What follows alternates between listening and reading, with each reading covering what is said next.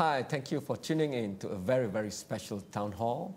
Astro Awani is a proud partner of World Innovation Forum Kuala Lumpur 2013, and because of that, we're having this, we're taking out the plenary session that's supposed to happen in World Innovation Forum KL next week with international guests and everything else.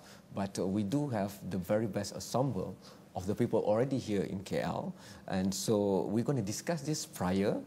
You can send in your views also, and you can go to the forum next week, bringing in ideas that we're going to talk about here. And the theme for today, for this particular plenary that we've shadowing, is the rise of Asia and the rising Malaysia. Now, it sounds big, but what it essentially means, I'm sure for anybody who have gone to bookstores like Borders or Kinokuniya have looked at the book of the rising of Asia and the decline of the American superpower, for example, or if you Google and you come across statements that say that by 2030 or even before that, China is going to be overtaking the United States as the biggest economic power in the whole wide world. And then there's India also coming up, and there's Indonesia just beside us and all these things. So we're going to put all this together, but I'm going to center it on the platform of innovation. So first and foremost, I want to look at the fact that, yes, Asia is rising, but is it a sustainable rise based on innovation, for example? Because the rise in the 21st century is more challenging, as maybe compared by a lot of analysts to the rise of the powers in the 19th and 20th century. You know, resources are getting lesser and lesser, costs are getting higher and higher, for example. So I would like to start because we are locally now located for this particular town hall at Yayasan Inovasi Malaysia. So the host will be Muhammad Aziz Datuk Mustafa, the COO. Can you please share with us World Innovation Forum outlook on this particular discussion? Because if the whole weight of the world is shifting to Asia in terms of development, innovation, economy and everything else, however, the bottom 40% of the world is also in Asia. So how do you look at innovation and the rise of Asia? Thanks, Kamarul. I think the rise of Asia is inevitable. If you look at the numbers and the statistics, it shows that it will move up, and there is a crossing between the rise of median income of the Western world and India and China. So this will happen. When and where exactly, you know, Hans Rosling has his own predictions, but you put it spot on when you said that there are inequalities, there are gaps. You know, we're talking about median income, which means that there are going to be the super rich and there's going to be those that are left behind. Yes. What we do in Yayasan Inovasi is try and bridge that gap in a way by bringing in innovative thought and innovative processes to the bottom 40 that you're saying. So what we would like to see in this discourse is how, you know, we could grow equitably. How can we be fair to the rest of society? And what can science and technology and innovation do in order to bring up this bottom 40 group? So if I take that, if I'm just a layman, you know, I was born in Perlis, a small estate in the peninsula. Both sides of my matriarchal and patriarchal grandparents, they didn't go to any school, and but they lived well. Right. My grandfather lived to the age of 98, hardly had any sickness, very sturdy, man of the land. But somehow, if any policymakers from KL go down to Perlis, they will not be seen as having big wealth creation. In fact, they'll be looked upon as the marginalized bottom 40% of the country. So the problem I have now is, how do we measure innovation? Because if I look at what YIM is doing, we measure it also as people's innovation, not just the science, technology, engineering side of things. But we do need, for example, we go to our learned colleagues here who will talk about photonics and how we've been trying to move our semiconductor industry, for example, which we have the expertise and accumulated wealth of over 3 decades and moving up the value chain, for example. But where do we draw the balance? Well, there is that need to have that high technology. It really boils down to what you said, how do we measure? And if it's just wealth creation, then perhaps there is a bigger and bigger gap.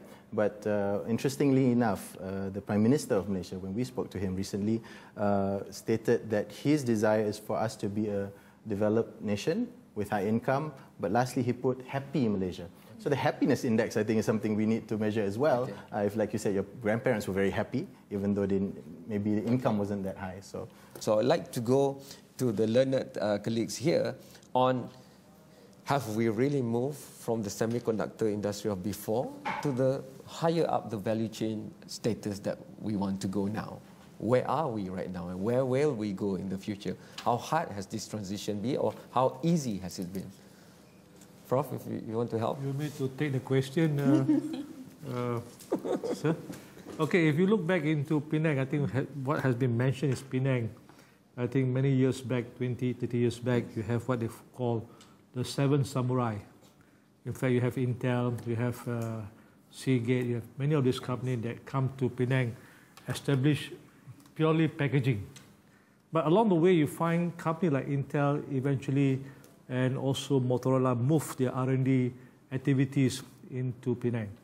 So the main reason why they are taking the time to move their R&D, because they are looking for manpower. Yeah. Because doing research and development of high-end devices requires a certain amount of expertise. So things have been very slow for the last 10 years, where all these big multinational companies moving their R&D to Penang, because they couldn't find the right manpower to undertake all these activities. So that is the current limitation. So the most important thing that the government should undertake is to have all these local universities have a programs that can cater all this manpower need for this multinational. In that way, we will definitely have their activities will be at our shore. But once these big companies have their activities, you find that you have many opportunities for spin-off company, start-off companies. You find that activities will be flourishing around the area of Penang, and that will drive innovation, because innovation has been driven by sometimes by big companies, spin-off companies, which will create innovation. And if you look at innovation, innovation in the early days in the US, you find that at Stanford University, Silicon Valley was actually initiated by Stanford University. So small area by Stanford University, you have activities which eventually give birth to many other big companies, which we have Apple now. They are all around Silicon Valley. So Americans start with small, medium enterprise. Eventually, they move to big companies like what you have now, Intel. All these big multinational companies, Microsoft. It starts from small companies. So Europe is learning this problem, where they start to emphasize more on small and medium scale enterprise instead of building up big companies. Because you have to start somewhere. To start somewhere means you have to have small and medium scale enterprise. And Europe paying great attention to this SME, because they provide about 70% of new employment. 70% of new employment, and they eventually become one of the main income for the country. So innovation is how you start. It starts with people in the university, or maybe people outside the university, but working around the university structure. That eventually you have small and medium scale industry, create spin-off, start-up, and it grows. That's how it starts to grow. Same thing if you look into the model of Taiwan. It's of a very similar footing, actually. So these are the working formula that we have to follow. If we look at a lot of data that shows the amount of funding that goes into our R&D centers, and a lot of our R&D centers are inside higher institution of learning.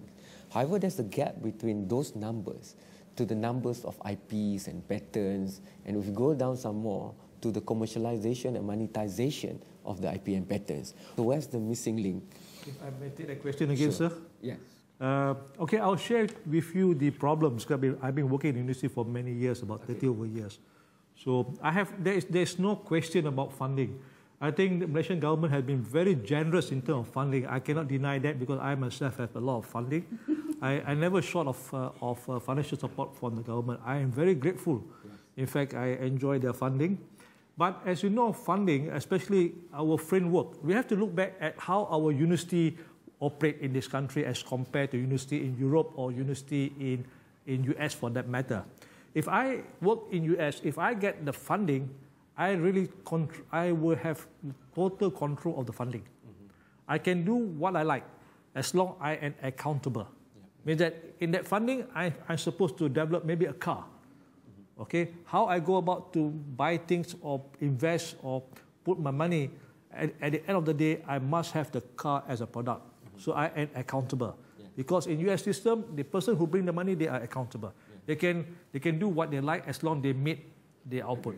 But in the Malaysia system, it's slightly different. You work hard for the funding, you have put in a lot of your effort in the application, you put the form, you don't sleep many nights, but you get the form, it get funded. But it goes to a central system that you be the last person to have the say of how to spend the money. So that in a way will impede the expenditure. So how, because to do innovation, sir, it's like business. Okay. It's no different from running a business. Agree. Time is very important. Which is why, Kamarul, because when... Can I hold you for a while? We go for the first break. So I give time for everybody to come in, you know. Then we'll, because I want to add one more factor to that. While we're waiting for all that to be solved, the world is already moving. You know, we look at Vietnam before and now it's a very different country. But are we, while waiting for everything to settle, still stuck in the middle income trap and we are struggling to get out of it? Is innovation the answer, but not just in innovation by itself, not just in the labs, but also in the mindset, in the culture, and in society itself, which must bridge the gap for that IP to come out and be able to be used and benefiting the society? We'll discuss after this short break.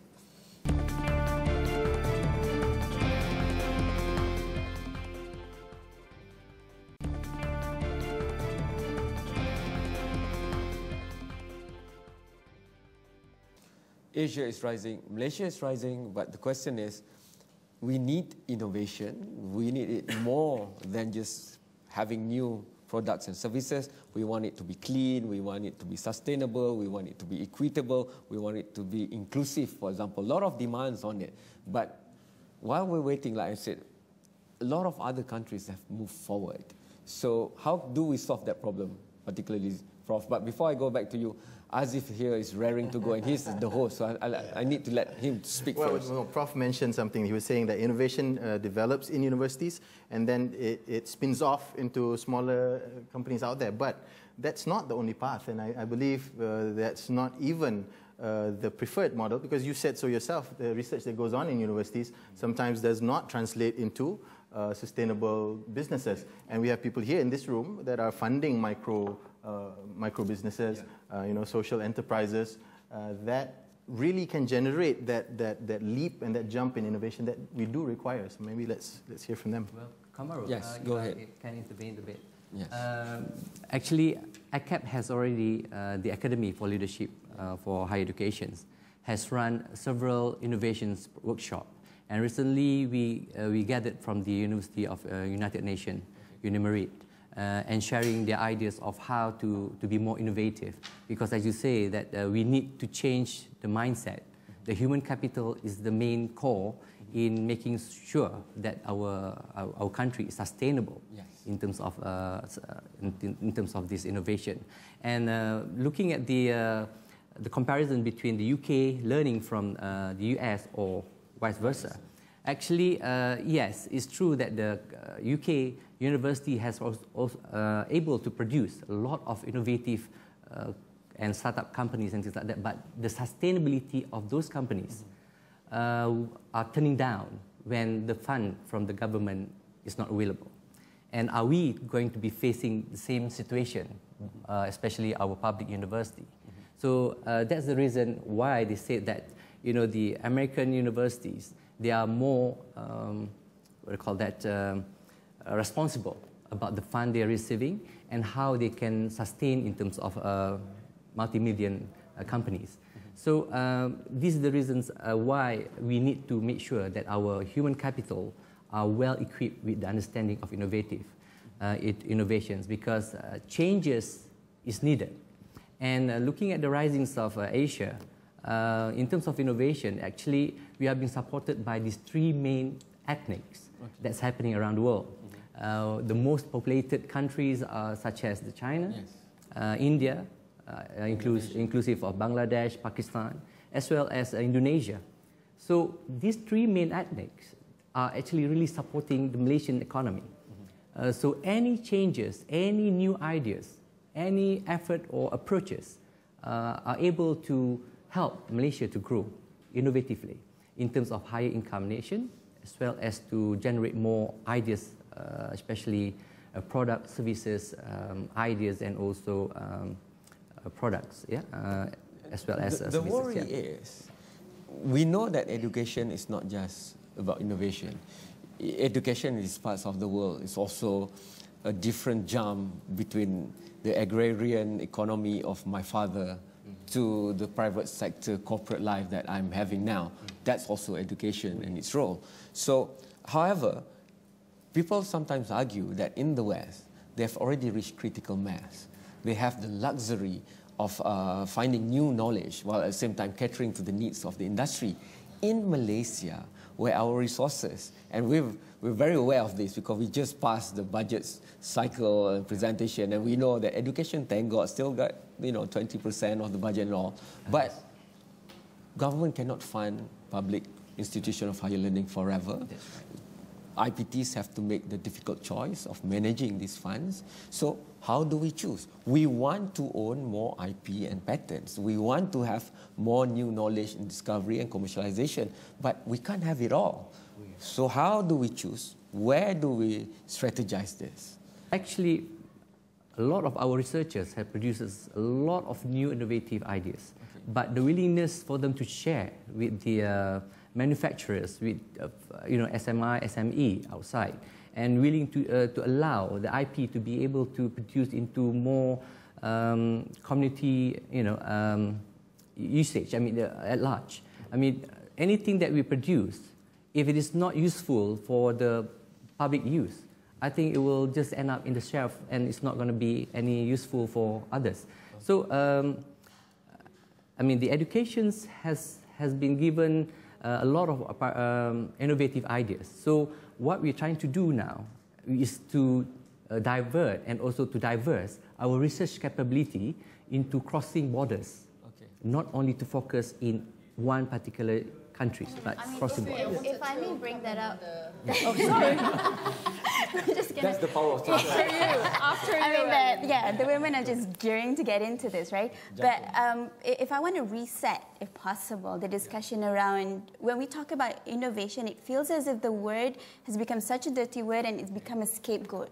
And people forget that the ones behind innovations are the people or the community. I mean, Professor Anil Gupta, advisor to Yayasan University, has mentioned that minds on the margin are not marginal minds. These are indigenous knowledge that we are so rich in terms of our tradition, in terms of our development, and we tend to forget that these are also innovations. These are technologies that are ignored and can be patented, can be brought forward. But going to Prof's discussion about funding just now, I think there's just a lot of weight given on funding and not enough on, are these innovations geared towards the market?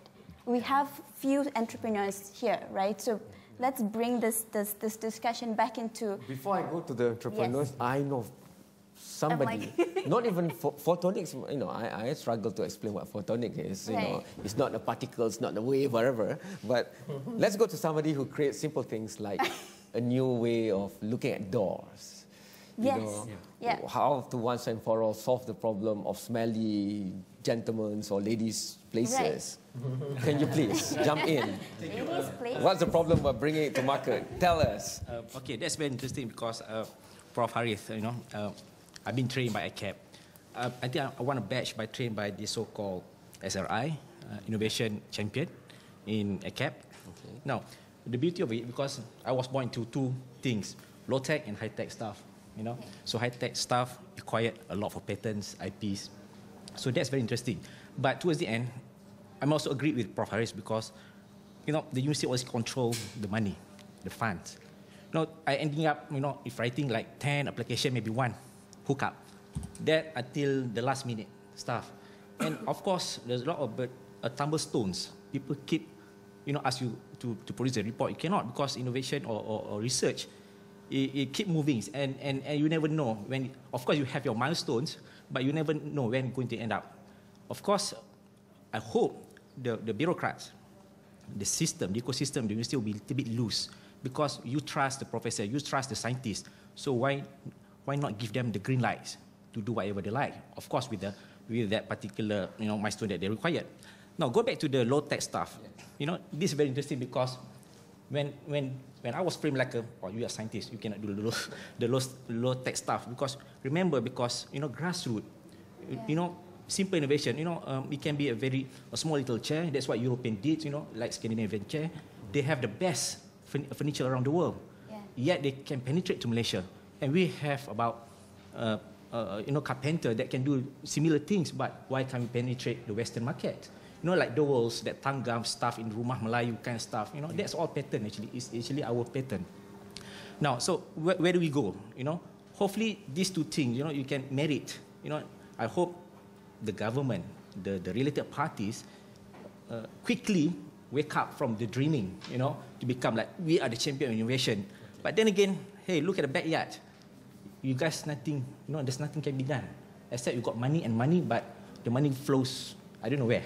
So I want to compliment your views, but I have to go for the next break. But I promise you, once we are back, if you move from low-tech to high-tech, Dr. Shariha moved from, full-fledged medical field right up to financial inputs, and how do you move in between that with innovation and giving impact to society, managing social implications and stuff like that. That we'll discuss after this short break.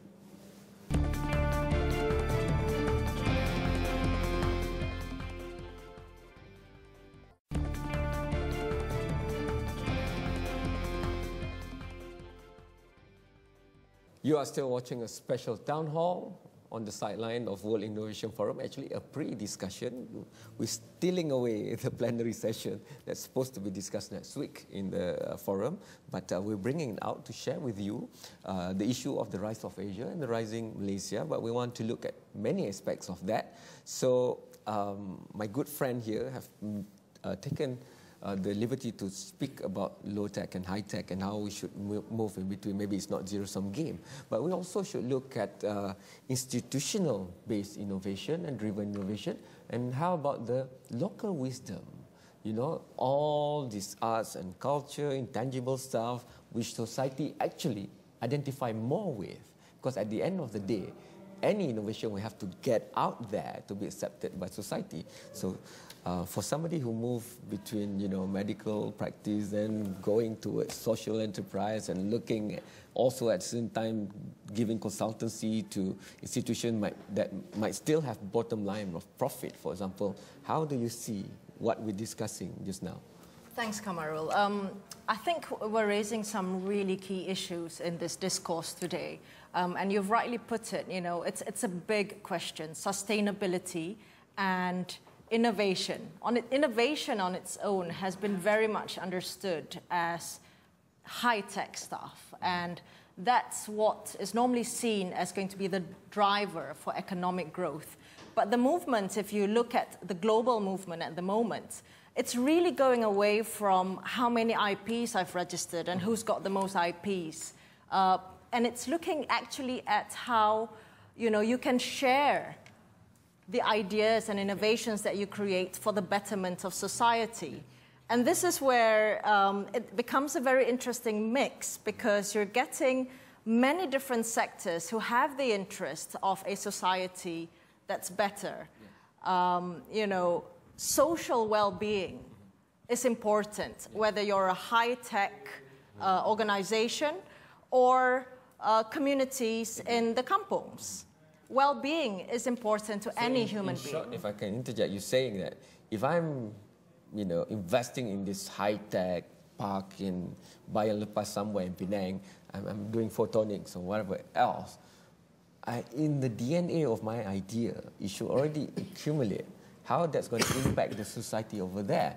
Because I remember the term Minah Current during the heydays of semiconductor, and they took away single ladies from as far away as 3 hours drive from Penang, from Kedah or even Perlis, to go there. But the social uprooting has with it other implications. So is that what you're saying, that you must not only look at the industry but look at society? Yeah, absolutely. If you look at the sustainability framework, if I kind of go a bit theoretical here, it's very practical though in its application.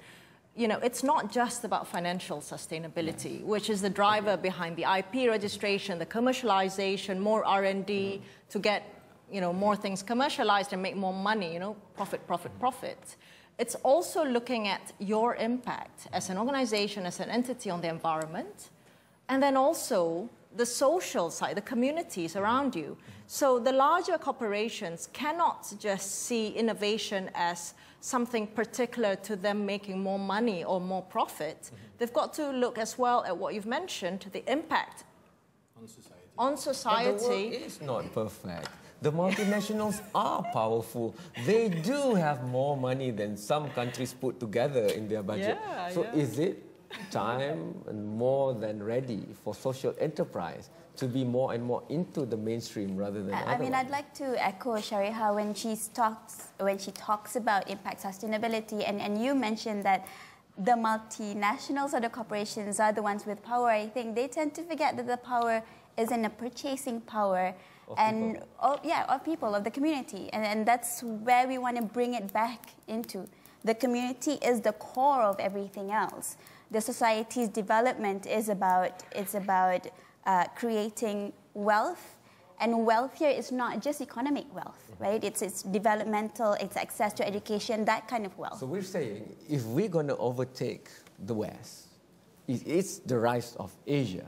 So we don't want to repeat the mistakes of the rise of Europe and America before. They created mistakes that we could learn from, right? Exactly. That's the cool part, is that Malaysia is the launch pad to $2 trillion. We're discussing as if there's only Asians in this room, but it's not. So please feel free to jump in. Yes, go ahead, Prof. I'd just like to go back to the title of the topic, yes. Rising Asia, actually. When we talk about Rising Asia, we're trying to put innovation as one of the ingredients or the factors of Rising Asia. Europe and US is not a threat to us, actually. Yes. They are market opportunity for us. I think European system and American system, they are free enterprise, free market. If you have good product, if you are able to market effectively, you can penetrate their market. The biggest threat in Rising Asia topic that we have today is China. Okay. China is massive. The manpower of China, I think if you have one PhD, they have 100. Yes. If you have one bachelor of engineering student produced, they may have 1,000. Yes. So manpower is never an issue in China. China is our biggest threat because they're going to capture our market. We have to do. Become our market. No, you can never penetrate Chinese market because they can do it so much cheaper than you. I can tell you that's the most important thing. You must understand innovation. There are two ways to look at innovation. Okay. One is called disruptive innovation. Yes. There has to be a very niche and really hard-hitting ideas that change your lifestyle, just like Coffee Bean, Starbucks. There was no Starbucks last 20 years. Yes. It's a lifestyle. They create a lifestyle. So how do we have that locally? We have to have a session like this many times with a lot of many people. The things that YIM are doing in seeking out the grassroots innovations, extend that to the social innovations that occur in the grassroots. So you're not looking only at the tangible innovations, but also how societies solve problems locally. Because patents. I think Kamarul, what we need to do now, we have the great mind here. What we need to do now is some idea has to be transpired to the government. How to address threat like China. Even Japan give up. Even South Korea, eventually they're going to lose out to China. We're exporting our products to China. It's a young population of 600 million, and we have that market base that we can actually get into. No, we are exporting palm oil. We are only exporting commodities. I think we shouldn't be so concerned about. Also, we feel that it's a threat. China is a threat to us because our market is so small comparative to them. Actually, it's the other way around. For us to penetrate the market, it is more better than they are coming here because we are so small. We are nothing, compared to them. So I don't feel that as a threat from an industry point of view. But can you give me some ideas, some products that you think you can penetrate in Chinese market? That is the problem. That is the problem. Islamic finance. That's It's the just one of problem. the world leaders in Islamic finance, for example. You know, Unless financial we can really innovation. look and ask ourselves what are the products that the Chinese want that they don't have. Because they are the manufacturer of the world. You know, they can produce things like, you know, we produce RM1 and they can produce it in just like 1 cent. I want to burn the temperature higher. I think we don't have only to look at labs. What China needs right now is diplomacy. And Malaysia, by heritage via Malacca and the empires before that, has always managed to tread in between super, super big powers. You know? So now, how do we put IP and patents to these skills? A lot of people in the industry are not bothered about submitting their patents because when you put in patents, you have to detail out everything. It's almost like putting everything on paper. So people in the industry sometimes couldn't care less about putting patents because when you talk about one patent, maybe in the US they have multiple, they have thought 3 times about that patent. And so we in the industry. And it's only good if it's of value. So patents are lousy, actually. I would like to say patents are a lousy measure. My PO here, I mean, we can debate with that. They are a lousy measure of innovation. Okay. It could be valuable, but if you say somebody has, because we hosted Fujitsu here, and the top 30 executives from all around the world, and they file 70,000 patents. Yes. But they are interested in what we do, because what we do is we go out to the community and see what their needs are and what innovations arise from Kampung folk, and they want to learn from that, actually. And because the patents that come out of multinationals, of big companies, are very defensive in nature. They have one innovation, and they file 1,000 small little patents surrounding that to better their position. So that is not an indication of innovation at all. Because I don't think it's a zero-sum game. For some aspect, maybe patent is more upfront, but some others. But however, if we were to rise in the 21st century, we have to make it in the online World Wide Web, the mobile and digital world. So how do we move Asia? How do we move Malaysia onto that particular platform when our digital gap is still subsequently very, very important? That we'll discuss after this.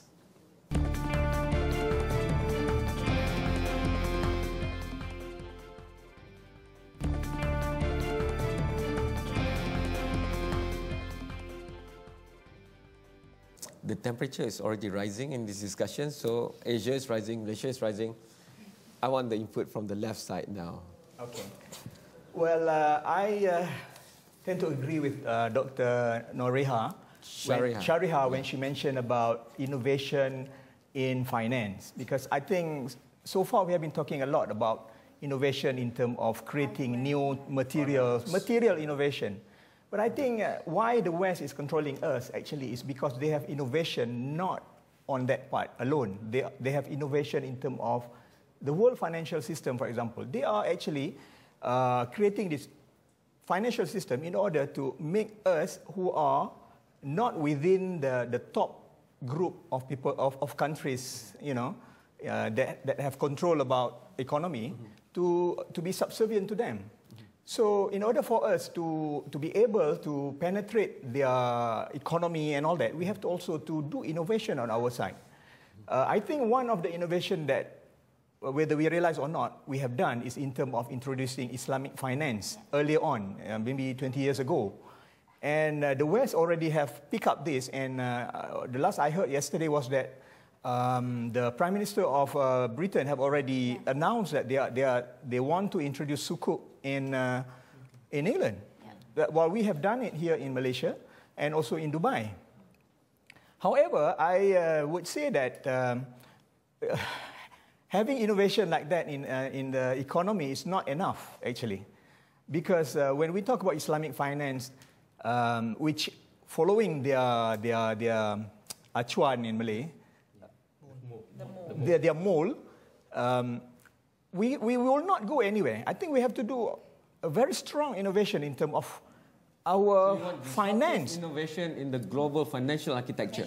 Yes. Leveraging off of the skill that Malaysia has, being one of the leaders in Islamic finance. I mean, if you look at Islamic finance, the very roots, you know, the origins of Islamic banking and finance, societal well-being and societal impact is at the core. Professor Dr. Ibrahim, please help me here. I haven't finished. Can I finish what I wanted to say? Okay, go ahead.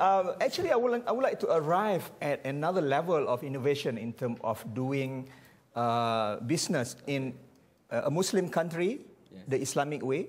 It should be following what we call as the mu'amalat. Mu'amalat is not actually just Islamic finance or Islamic economy. It's more than that. And I noticed that leading towards that, already there are people who want to go back to the mu'amalat by having introduced the dinar and dirham in their transaction. Whether you believe it or not, I believe it that in the future, this is one of the big innovations that will impact the world, because anything in the world which is based on gold and silver is already well known. Yeah, they're strong. Okay. But one thing, Mr. Kamarul, yes, if I just like to interject your comment. I mean, of course, I have nothing against. I'm not an expert in Islamic finance. Agreed. I know next to nothing about finance. I know how to spend money, so. Take money. You see, one thing, let's understand finance very clearly. Of course, finance starts from the Jewish system, actually. It still starts from a banking system. It's a long time. It starts from the Knight of Templars. Yes. Knight of Templars start the financial system. When people want to go to Jerusalem to put their money, that's how banking starts, actually. Now, if you look into finance system, it's only a process. Malaysia cannot make money from this process. Although we can introduce financial system, whoever has the money, the bank, will make the money. So why we cut our head so much about Islamic finance? When everybody can do it, even if the Prime Minister of Britain want to move into Islamic banking, they can do it.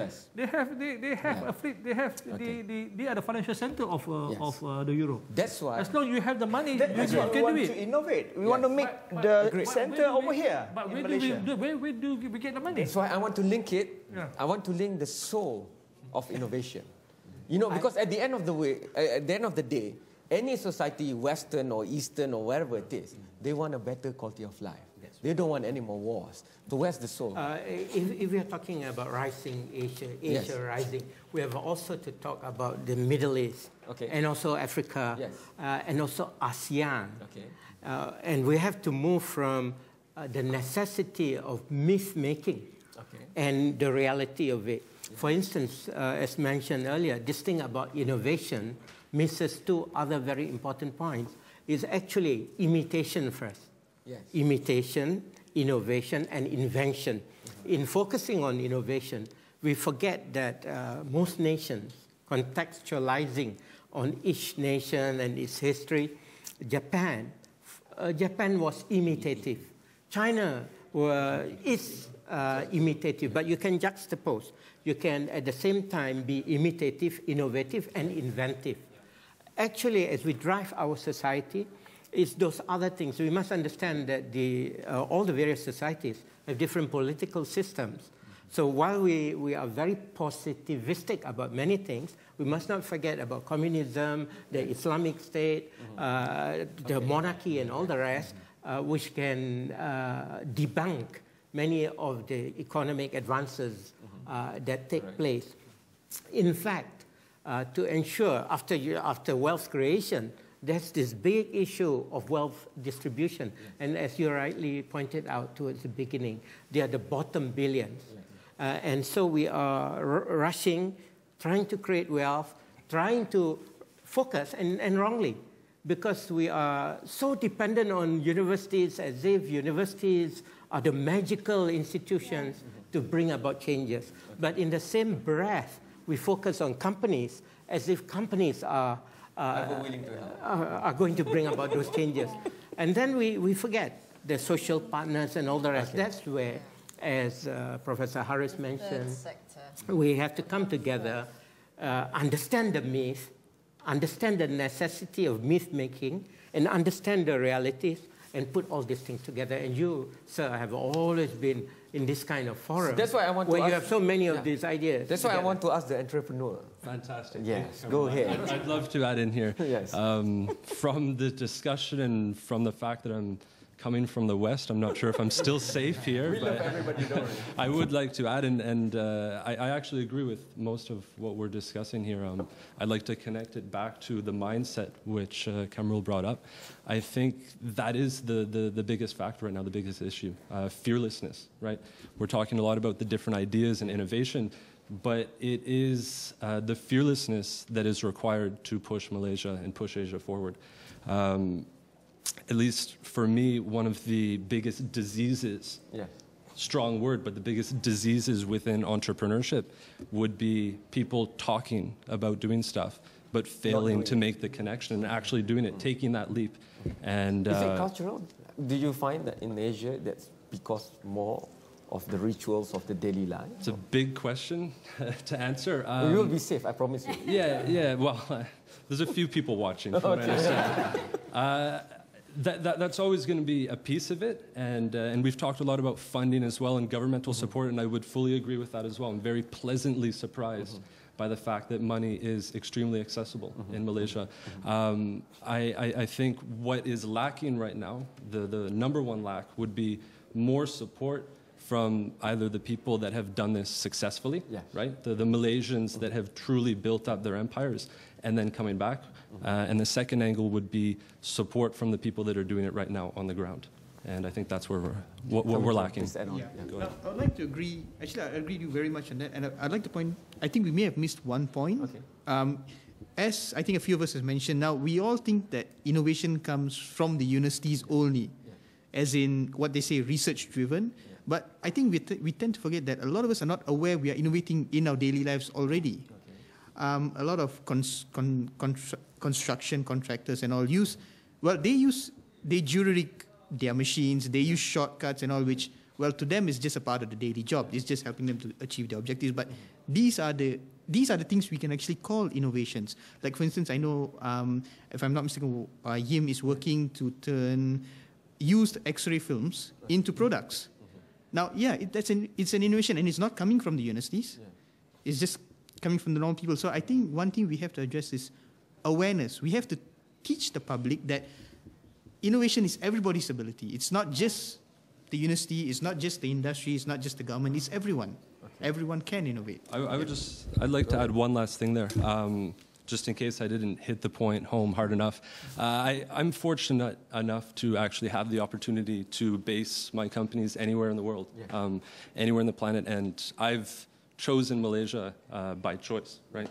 And couldn't be happier. I don't think that there is a better market to be based in right now for the types of businesses that we build. Stop you there. Thank you. Because we like to stop it at a nice statement for Malaysia, but in the next segment, we do have to choose. We have to help everybody, but we don't have everything. So if you talk about Peninsula, then there's Sabah and Sarawak, and they still have a lot more infrastructures for them to be built and stuff like that. So should it be top-down? Should government make more agencies and maybe even commissions to look at innovation? How do we move from here? That we'll discuss, and we have to make a call after this short break.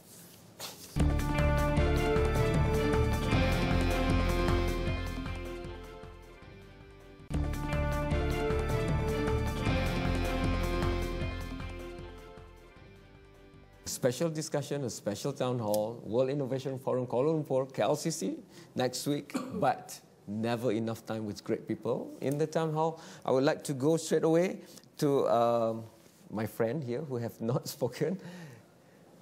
You said to me before we started that, you know, we discuss a lot about ideas as innovation, but actually it's walking the talk of idea. Yes. One thing we haven't discussed here before is, and what I have seen as an outsider, is something I'd call preparation mentality. If we look at something like venture capitalists, they don't actually fund ideas. They'll fund execution of ideas. There's actually a lot of ideas out there, but really not many people who can present a plan on how to actually commercialize it properly. The venture capitalists won't understand the technology, what it can really bring to the market. That's a dark area for them. But they have to see the person is competent, and most importantly, the person can anticipate things rather than react to them in fast-moving markets. So there needs to be a preparation mentality. a sort of what if, have a plan B for everything. And we would say, how do we get to something like a preparation mentality in general?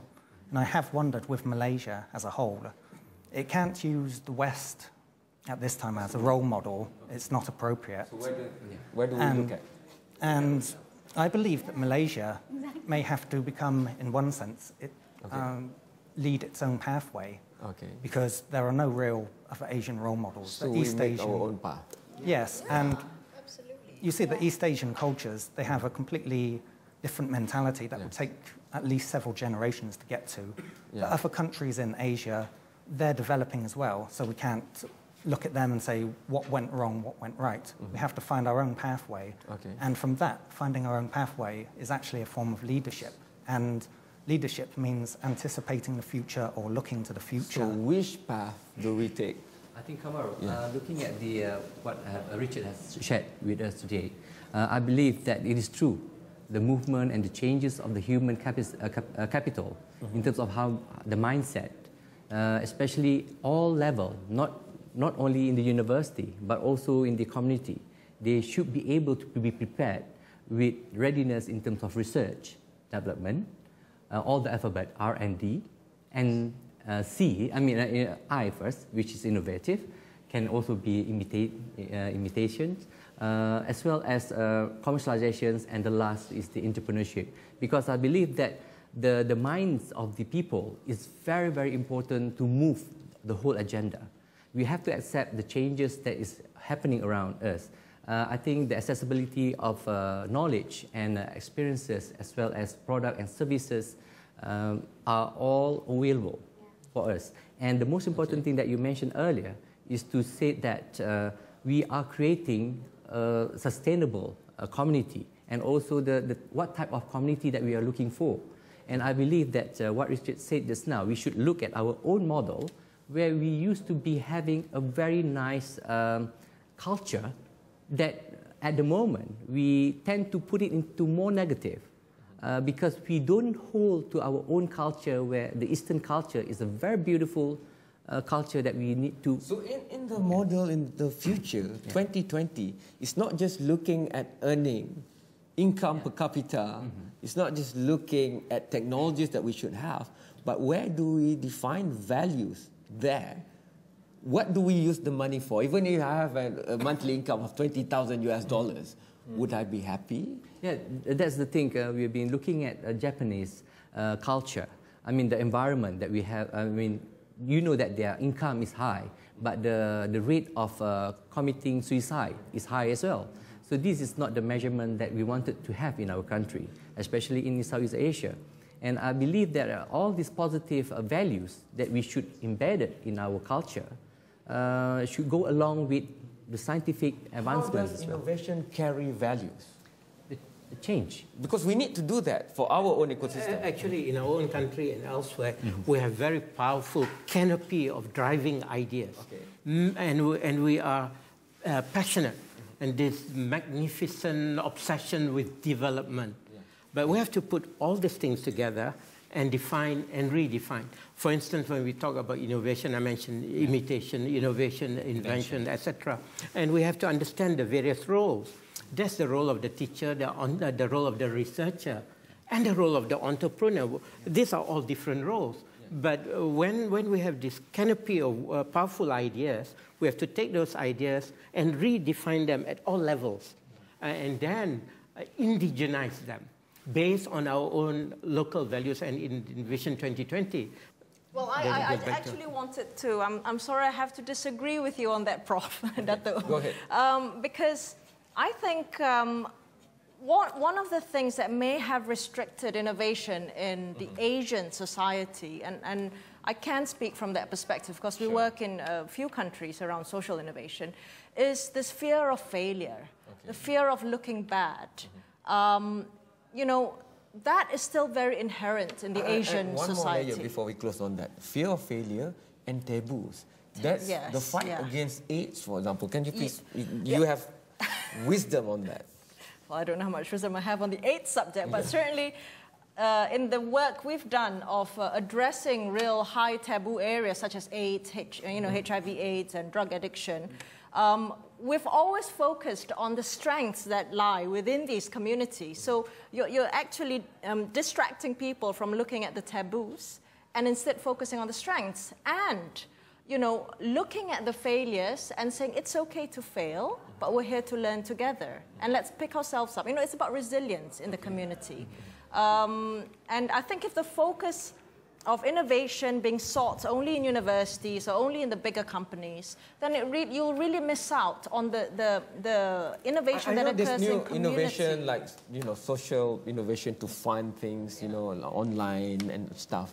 But I've listened to a venture capitalist coming from California down to KL, and he said, you know, if he picked 10 things from Malaysia, he would be happy if 2 works.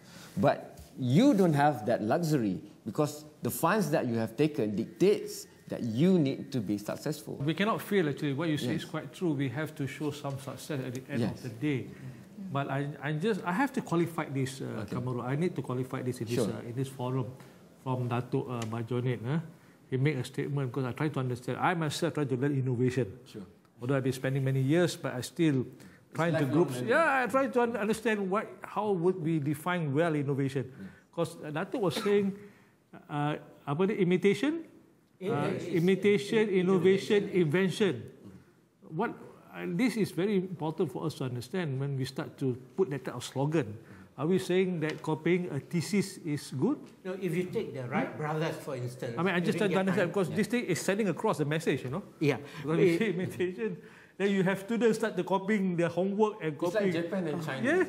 They didn't have automotive technology, then they copy it from the West, and then they make it better. Yeah, you see the imitative level is the basic level, and this is where in business they do have borrow shamelessly, but borrowing shamelessly must not transgress the ethics and the I have about patents 1 or 2 minutes left. I'm just you going know? to throw this on the ground, and I'm saying, instead of looking at incremental changes and wasting time debating resources on it, why don't we just jump? We know that knowledge economy is the driver of the 21st century. Why don't we put more emphasis on that and then let the usual routines go on? We don't have the funds of Google to take moonshots every day. They formed Google X so that they can take moonshots. Malaysia has very limited chances. What we are doing is creating a base level, like Dato was saying, so that the change in mentality can happen at the ground, on the ground. So with that, then perhaps 1 or 2 very targeted niche areas that we can lead in, we can focus on. But there is still a need to address the grassroots. I beg to differ on that because I wouldn't say that Malaysia has no money. Of course, we might not have the sizable fund like Google's. But if you divide fund per head, we have quite a sizable amount of fund because you look at Google as a big, it might be funding the whole world for that matter. So the fund per head can be so limited. So in Malaysia, we have a lot of money. But the only thing now, everybody wants to do everything. And then everybody wants to do everything, and the money tend to split. The most important thing, Kamarul, innovation is freedom of thoughts. You have to be free. You have to dress up freely, do what you want. That is innovation. If we start to conform, Kamarul, there is no conversation. I will end with what you say, and I will continue saying that you shouldn't just talk about the emergency ordinance, but maybe even academic freedom and the freedom to discuss about ideas and being able to agree to differ. We are not concluding, but if you want to know more, you have to go next week to KLCC Convention Center. A lot of the great minds here will be there, and they will be walking their talk, because I think they will welcome any thoughts that you down there on the grassroots level have. So that's all we have time for. Thank you so much for tuning in. Don't forget, KLCC, 12 to 14 November, World Innovation Forum, Kuala Lumpur 2013. Good night and goodbye. Thank you so much.